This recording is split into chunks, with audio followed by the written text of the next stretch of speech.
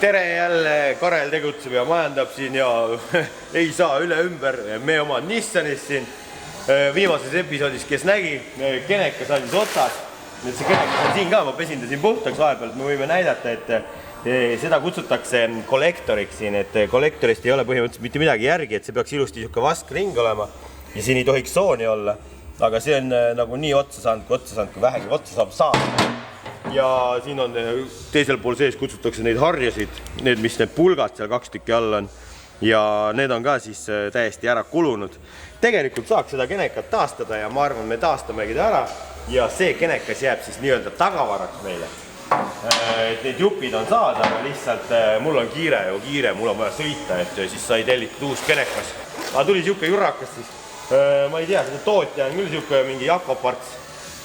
Ma ei kujuta ette, kui kvaliteetne see on, aga see on nii-öelda taastatud uus asi, et ta peaks ikkagi siuke karantiiline kaup olema, et kui midagi seal juhtub, siis saab tagasi saata võimalust. Ja täna panemegi selle sinna auto külge, selle lihtsalt viskaksid kapoti vahelt, siis paned 3 ja siis ongi valmis. Õhutan seda Nissanit kuidagi korralikult, ma ei tea, kas ma näitan seda ka, kuidas see nagu peaks käima, ma siin mingid internetist lugesin õpetusi ja asju ka. Ja auto saab koilidel alla ja kui me koile hakkame paigaldama, siis me räägime nendest täpsemalt, mis koilid, miks, kuidas ja nii edasi. Aga praegu paneme keneka külge ja vaatame, kas laadimine tuleb tagasi või ei tule. Nii, kenekas peal nagu naksti. Ja siis, kui ma sealt ringirat tagasi tulin, siis mul tuli siuke asi ka meelde, et sellel on ju see voltmeetri kell ka olemas tegelikult. Seda ma raja peal, ma see tähele ei pannud, ma unustasin selle üldse ära. Et siin oli aku tuli, mis põlema läks, aga tegelikult on seal kell ka olemas. Näed, paneme käima nüüd, vaatame, mis toimub. Kurat, siin tuurita vaja ütlema. Iga kord tuleb meelest teha. No näed, kell ka isegi töötab. Et siin näitab, et on 14,2 või 3 sükest volti praegu. Et tegelikult ma videosid vaatasin, siis raja peal oligi ta 12 peal. Et ma isegi silmanurgast ei pannud tähele seda. Ja lähme kontrollime see nüüd selle laadimise sealt aku pealt ka ära. Pluss ja miinus. No näed, mehiselt 14,5 volti või. Järelikult on laadimine olemas. Üks probleem on jälle lahendatud. Et paneme sinna jahutussüsteemi siis destilleeritud vee. Ja miks destilleeritud vesi on hea, sellest ma olen ka vist rääkinud juba mingites eelnevas episoodides. Et siin ei ole mikroobe, baktereid, igast asju. Inimene seda juua ei tohi, muidu sureb ära. Põhimõtteliselt, et magu ei suuda seda seedida, see on liiga puhas kraam selle jaoks. Aga auto jahutussärgi jaoks on see täiesti ideaalne. Siis ei teki seda mustust, kõntsa ja roostetamist jahutussärki sinna, ei hakka seestpoolt mädandama, kui ei ole mikroobe ja neid batsille ja igast muid asju seal seest. Et sellepärast tuleb seda destilleeritud vett kasutada, et see tegelikult ei maksa väga palju, et siin näed 3,50 on peal leti hinnaga 5 liitrit. Ja siia lisame seda vaatorvetterit ka veel, mis on nii-öelda veevedeldaja ja mis viib selle keemist temperatuuri natuke kõrgemale. Ja miks peab vesi olema jahutussüsteemis, põhjus on selleks, et kui see keema läheb või sul laiali lendab radikas või midagi või sa kellegagi kokku sõidad ja mahlad nii-öelda välja tulevad, siis see vesi läheb raja peale, aga see vesi kuivab kiiresti ära, see ei jätta raja peale märga libedat plekki, mida oleks siis kehv koristada, et sellepärast peab vesi olema. Et vesi aurustub, kuivab ära ja siis läheb võistlus sama kiirelt edasi. Et kui see oleks jahutusvedelik, mis on siuke libe ja kleepuv, see jätab libeda pleki sinna, seda peaks hakkama absorbendiga puhastama ja tegema ja möllama ja nii edasi ja nii edasi. Sellepärast kasutataksegi vett. Mitut meest läheb vaja, et Nissanist õhk kätte saada? Vastus on 3. Mina olen siin, Magnus on ja kaamera taga on Jan veel. Ja no on ikka sunnik, ütleme nii. Siit paned on ju valad peale kogu aeg. Üks mees peab sealt taga on siin lõti juures on see kraan on ju. Sealt tuleb õhku välja lasta. Üks mees valab peale on ju ja siis ma olin salongis, hoidsin gaasi. Vaatasin, et sealt tuleks, pannakse vendid külma või kuuma peale puhkuma ja maksimumi peale. Et see on kohe tunda, kui õhk sees on.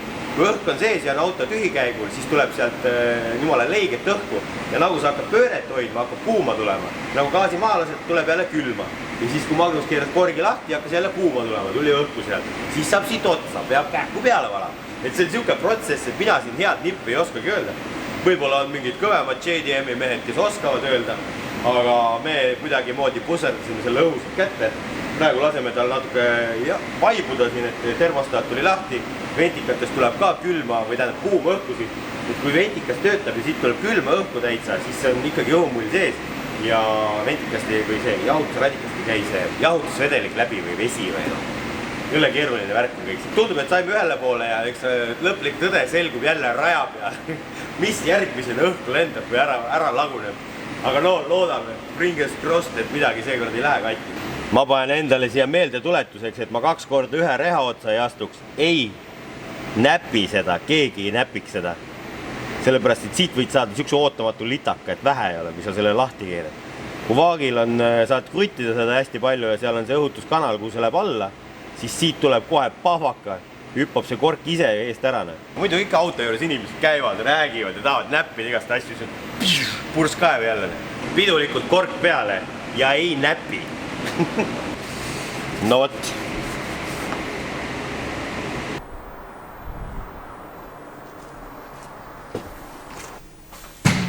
No nii, tere! Tere! Mina olen Tarmo. Jõudsin nüüd Wicefab'i, et tulin ühe paki järgi. Enamus inimesed teevad Wicefab'i vist siuke esisilla lahenduste ja tagasilla lahenduste koha pealt, aga täna ma tulin mingile teisele pakile järgi. Jaa, tõsi ta on, et sinu uuele ägedale autole saad meie käest uued coiloverid. Jah, coiloverid, et kes ei teadnud, Wicefab toob Feeli koile maale siis. Nii see on. Et huvitava märkusena, et täna nendest sillalahendustest ei räägigi, täna on põhiteema koilidest. Ja nagunii ma pean siia majja teile uuesti külla tulema ja siis räägime esisilla lahendustest. No vaatame, mis meil siin koilid on, mis siin töökoha poole pealt veel näha. Siin on igast põnevad ette. Siin on üks... Tavalikustame teie firma saladusi praegu. Siin on üks äge masin, sellest ma sulle hetkel veel ei räägi. Väga ägedad asju tegema. Nüüd oleme jõudnud lattu. Siin on see driftimeeste unistus on see, et siuke ladu võiks igal ühel kodus olla.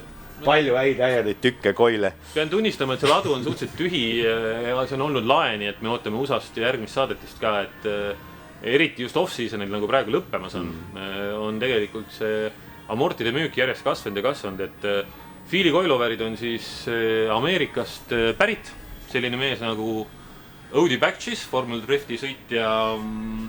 Kes on ka Eestis sõitmas käinud? Kes on ka Eestis sõitmas käinud, kes on ka Lätis sõitmas käinud, kes ka mööda minnes on Wicefab'i distribuutor Ameerikas. Et tema tooted need on, tal on endal Californias väga äge suusakuurorti kõrval asuv looduskaunis kohas olev väike amortide tehas, kus neid asju kokku pannakse. Ja seal töötab 4 meest ja ise on ta rahul. Et seal need asjad on tegelikult tehtud. Et meil on siin enamasti sellised amortid, mille nimi on Feel 441, mis on siis one-way coiloverid, mitte super high-tech asjad, kuigi neil on ka seal 2 Nad on ikkagi tehtud spetsiaalse suunitusega drifti jaoks nii-öelda. Jaa, just nimelt. Need koilid ikkagi, et kui sa võtad mingid tavalisi koile, võib-olla siis nendel ei ole seda nii-öelda vedrude käik, nagu sa enne mulle rääkisid ja see ei ole nagu just selle suunitusega võib-olla. Jaa, see on õige, et mida me siin laus hoiame küll selles mõttes nagu lihtsamaid asju, võimalik tellida 2 weight, 3 weight, erinevad vedrud, igasugused lisajupstükid, need on nii-öelda custom tehtud alati autode. Et saab päris hulluks minna. Saab päris hulluks minna, aga isegi need asjad, mis meil siin on, need on puhtalt drifti spekis. See tähendab seda, et on arvestatud mootoritega, mida enim kasutatakse. Ja võtame näiteks S-chassi asjad, siis on tehtud 2JZ-ist lähtudes, LS mootoritest lähtudes on tehtud vedrud, välving, amortide sees. Et see kõik on välja arvutatud, samamoodi tagumiste vedrude valik, samamoodi tagumised padrunid, kõik asjad on valitud vastavalt. Põhimõtteliselt fantaasia jääb piiriks vist või võib ka nii öelda, jaa, aga nad ei ole selles mõttes, ütleme nii, et mõni teine coiloveri tootja müüb selles mõttes nagu generika asja, et ta on mõeldud kõigeks, et tänaval sõitmiseks, madalal sõitmiseks, raja sõitmiseks, drifti sõitmiseks, et tegelikult väga universaalset asja olemas ei ole. Et mis puudutab drifti, siis kindlasti on need head asjad ja ma ütleks, et hinna ja kvaliteedi suhe on igati paigas, et arvestades, et tegemist ei ole päris suvalise Taiwani asjaga, siis pehmelt öeldes pole tegemist suvalise Taiwani asjaga, siis ega ta nüüd väga palju kallim ka ei ole. Ma näen vist oma kitti ka seal. See on see nurga peal. See sama on, 350 sett. 350 sett, et kui sa just sellele autole tahad, Audile mul kahjuks täna midagi pakkuda ei ole. Ma võtan selle täna siis. Võtad täna selle, jah? Okei. Võtame siit panen ta siia laua peale. Et seda kitti ma lahti teen, selle unboxingu ma teen siis, kui ma neid paigaldama hakkan Forsis, on ju. Aga võta siit kõrvalt näiteks midagi, et milline ta välja näeb siis? Välja näeb tegelikult nagu coilover ikka välja näeb, et ega siin midagi väga eriskummalist ei ole. See konkreetselt on nüüd siin S-Chassi esimene coilover, mille poolest see võib-olla erineb mõnest teisest, on see, et tegemist on long stroke versiooniga. Ehk siis selle amordi käik on pisut pikem kui paljudel teistel tootjatel, et kui tavapärane coiloveri käik on umbes 10 cm kokku lahku, siis see on 15. Ehk see on siis jällegi puhtalt driftiks arendatud, kuna autod on tänapäeval pehmed, tagumine ots on hästi pehme, kipuvad autod esimest ratast üles tõstma siis, et seda vältida, et oleks kontaktpind maaga võimalikult hea. Selle jaoks on pikema käiguga. Siin on näha sellist väikest abivedru vahel, mis siis nii-öelda selle viimase otsa ilusti kaasa aitab, et rattad ikka oleksid võimalikult hästi vastu maad. Nagu näha, siis vedrustusest võib vist rääkida päevad ja ööd, et see on omaette teadus tegelikult. Ja Feeli puhul veel mainin selle asja ära, et nagu ma ütlesin, siis Audi Patchis ehk siis Feel Suspension on ka Wisewabi distribuutor Ameerikas, et nemad meie kaupu maale toovad. Ja meie koostöö on päris mitu aastat kestnud ja me oleme üksteisele, ma julgen väita, et päris head partnerid, sest et meie kliendid testivad Feeli Amorte, Audi ise testib meie tooted, et see sümbioos, mis on Amorti ja muude silladetailide vahel on nagu ülioluline. Ja no olgem ausad, selle kombinatsiooniga on nii mõnigi meistrivõistlus võidetud maailmas. No näed, nüüd hakkab mul ka karikaid tulema, nii et koliseb siin Eestis ei ole midagi. Ma ikkagi, kui ma võtan Feeli koilid ja lõpuks Wisewabi kitid, siis põhimõtteliselt peaks olema see nii-öelda parim sillalahendus üldse, lihtsalt tuleb siis enda seade leida nii-öelda, millega sea sõita. Ja te lubate, et karikad tulevad mulle, kui ma ise sõitastan. No jah, öeldakse küll tihti, et asi on tihendis, et ma loodan, et tihend peab. Rooli ja selle rooli istme vahel see tihend, et kui see tihend on piisavalt hea, siis on kõik. Nii, aga kui nüüd juhtub niimoodi, et ma sõidan midagi katki, kas neid tükke saab eraldi ka kuidagi? Jah, loomulikult saab. Ehk siis tegelikult me hoiame suurt osa varuosasi ka laos. Kui meil on selline olukord, et meil ei ole isegi nüüd lahtiselt varuosa võtta, siis on juhtunud ka nii, et me võtame terve ülejäänud komplekti küljest varuosa ära. Niimoodi, et kui laupäeva õhtul panen kuskilgi võistlusele paugu, siis helistan Tarmo, kuule, mul on hädasti vaja, tullakse ööstel siia ja saab keerata tüki küljest ära. Üleüldiselt küll, jah, 350 Z on natuke keerulisem, neid meil on alati midagi laos, aga mitte üleliia palju, aga näiteks BMW-dele on meil alati ikkagi mingi 4-10 komplekti laos, et saab. Ja muidugi tuleb, ega Eesti poisid ei, ärge pange pahaks palun, aga ega Eesti poisid ei mõtle selle peale, et see varuosa on ikka oluline asi, et no kes see varuks jõuab osta? Kes jõuab osta, ma saan sellest aru ka, et tükid on kallid, et coiloverid on kallid, meie sillatükid maksavad ikkagi märkimisväärselt raha, et kuna meil Eestis see võimalus on, et kui võistlusel ka Wisewabi tükid katki sõidetakse, siis kui kõik läheb nii nagu peab, kui kuu ja tähtede seis on õige, siis saab ikka üleöö varuosad kõik kätte. Ja Feeliga on tegelikult samamoodi, et varuosasi meil on, me saame neid asju asendada, saame vedrusi, saame padrunit asendada, saame alumist otsa asendada, kõiki asju võimalik asendada, et see on täitsa tehtav. Aga sellest on võimalik hiljem ehitada ümber 442, 443, siin tehakse välving ümber, et sa saad neid asju nii-öelda taas kasutada, sa ei pea selleks päris uut komplekti, sa ei pea päris uut komplekti ostma, et kõik võimalused on olemas. Ja kaubavahetus on meil Ameerikaga tihe, iga nädalaselt, nii et üleüldiselt saab asjad kiirelt kätte. No võt, nii palju infot siis siit Wicewabist, siia me tuleme tagasi, nagu ma ütlesin ka kindlasti veel. Täna ma võtan oma kiti kaasa ja lähme hüppame Forssi ja paneme selle auto alla ja ega siin pikka pidu ei ole, lähme kohe raja peale testima ka. Ja ma arvan, et siis mu näost on näha, et kas see on võrreldav üldse stokkvedrustusega või ei ole. Ma arvan, et ei ole. Ei ole. No nii näed, pakkisin coiloverit siin lahti. On siukse musta-valgega ilusad. Siin võiks ühe sinist ka olla, oleks nagu Eesti lipp peaaegu juba. Nende vedrude pinksus on siis paika pandud juba ja kõrgust reguleeritakse siit alt siis. Et ma keeran need natuke lahti, panen siia head määret vahele ka, et need kinni ei jääks. Üks karbis oli veel väike juhend kaasas, amordi need vedru mingid stendi graafikud, dünograafikud, kuidas on testitud neid. Siis mõned must-valged kleepsud veel. Ja siis on need tähtsad coiloveri võtmed, millega saab keerata ja siuksed mummud, mis käivad siia selle amorti või selle amorti peale, et siit saab neid klikke teha, et reguleerida siis seda nii-öelda amorti käigu jäikust või midagi. Aga miga muud ei olegi, nüüd on vaja need ilusad tükid auto alla panna ja auto saab poole paremaks ja pareme timelapse'ist käima.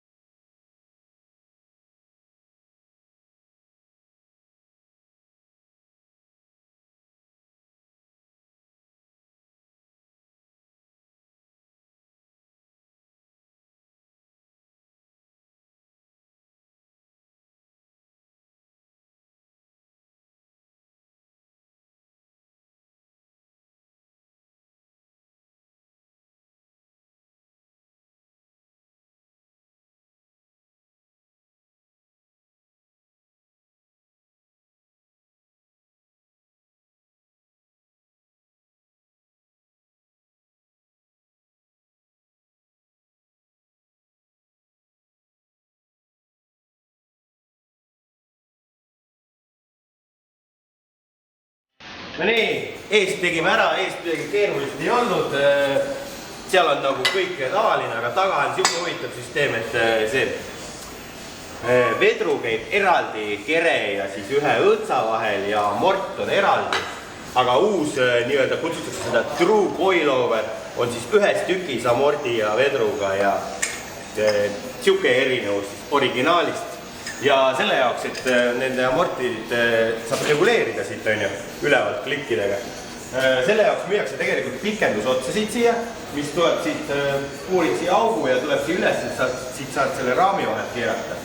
Aga kuna siin on kuuskandi koht ka sees olemas, siis ma teen selle ühe augu freesin siin suuremaks, et oleks võimalik siis kuuskandiga sinna pihta sihtida ja reguleerida neid siit august.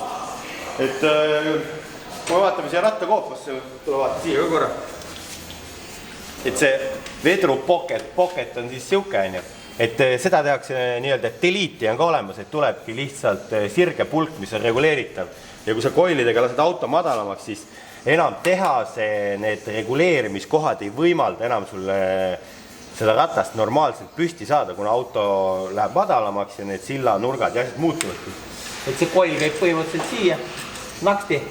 Ma puurin enne ära, et puurides siia pihta ei läheks kogemata midagi ära ei rikuks. Ja siis paneme need alla ja siis lähme juba põnevama osa juurde, milleks on siis nurgakaalude, diagonaalide paika sättimine, et oleks hea.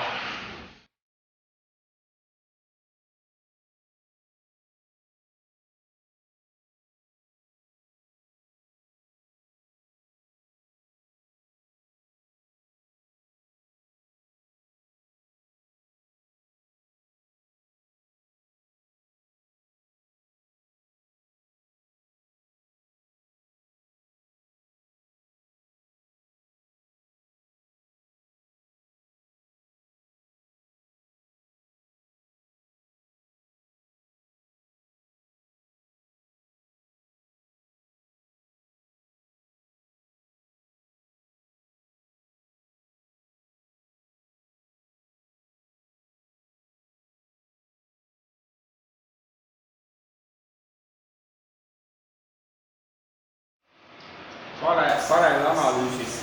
Vaatame siin kaale, et praegu istun autos, siis peaks olema niimoodi, et on niimoodi. Ma ei ole rahul natuke, ma tahaks paremaks saada natuke veel tagant ikkagi. Nii on 31 kilo vahet, jah. See ei ole nagu väga hull, aga tegelikult see võib mõjuda natuke ikkagi. Et keerame natuke veel. See on siuke tüütu tegevus. Natuke analüüsime, mõtleme ja siis keerame.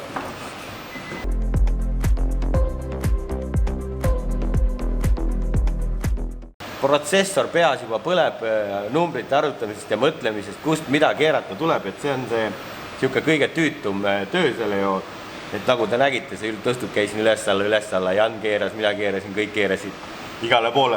Aga mina olen olnud ju ringameeskonnas ja ma tean, kuidas ringaautosid seadistada on ju ja ma nüüd mõtlen, et driftiga ja ringrajaga ei saa päris hästi seda võrrelda. Kui ringrajal pannakse kaalud ikkagi suhteliselt kilo täpsusega paika ja esisild on väga oluline, et auto pidurdamisel siis ei taha kuhugi poole kalduda, et autoga pidurdus otse ja et ta nagu pidurdamisel oleks stabiilne ja siis kurvides on see kaalujaotus nagu nii paigas, kui on ka eest paigas. Aga driftis ma mõtlen, ma ei pidurda väga esisilla peal üldse, et driftis pigem loeb, et taga see, et ratas suruks maapinnale ühtlaselt, niimoodi, et kui sa lähed paremale poole kurvi ja vasakule poole kurvi, et see gripp mõlemal pool oleks ühe ja sama palju ja esimene ots võib-olla ei peagi nii väga parlanksis olema, et ees on nagu nii rohkem raskust ja ratastega juhid see esiots. Ees on siis sildade vahel on siin 30 kilo põhimõtteliselt ja taga on siis ainult 11 kilo, 12 kilo, no see kõigub, kui ma liigutan siin. Ja auto kogukaal on 1470. Esi- ja tagasilla kaalujaotus, siis esisillale on 54% ja taga 45%.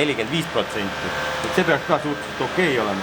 Et me täna ei saa enam seda autot nagu nii palju tagant madalamaks lasta, sellepärast, et meil ei ole neid silla pulkasid ostetud, et ma ei saa rattaid tagasi püsti keerata, et ta jääb nii lääpa viltu, et see originaal sillaga ei saa neid reguleerida.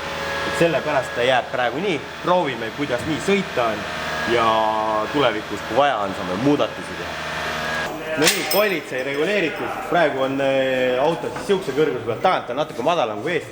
et eks need vedrud natuke võib-olla vajuvad paika ka ja siis me saame selle auto üldise nii-öelda kõrguse ka kunagi paika panna. Praegu jääte nii, nüüd paneme silla stendi uuesti paika võimalikult hästi siis, nii nagu internet ja professionaalid räägivad ja siis on jälle õige aeg minna raja peale. Ma ei tea, mitmes kord ma nüüd üritan raja peale minna, kas see kord õnnestub kõik nii, et ma saan rehvid kõik lõpuni sõita ja ma sellepärast ei saa edasi sõita, et tehnika nüüd kestaks.